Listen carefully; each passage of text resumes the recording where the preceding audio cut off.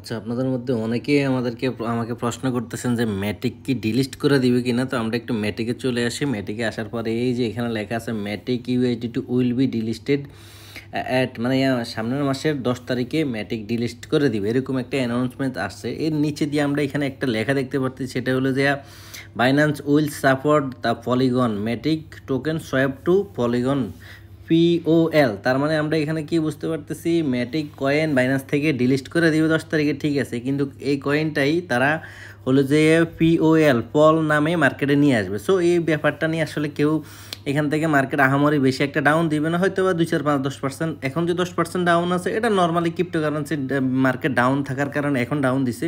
So এটা একটা normal ব্যাপার। তো আপনারা এখান থেকে আরও 5-10% ডাউন দিতেও পারে, নাও দিতে পারে। তো কেউ ভয় পাওয়ার কিছু নাই, মন চাইলে সেল করে দিবেন, সমস্যা নেই।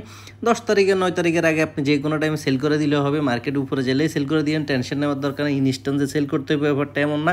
যদি ভয় লাগে আপনার, তখন এখন সেল করে দিতে পারেন, সমস্যা নেই। তবে এই কয়েনটা অন্য অন্য কয়েনের মতো পার্মানেন্ট ডিলিস্ট না।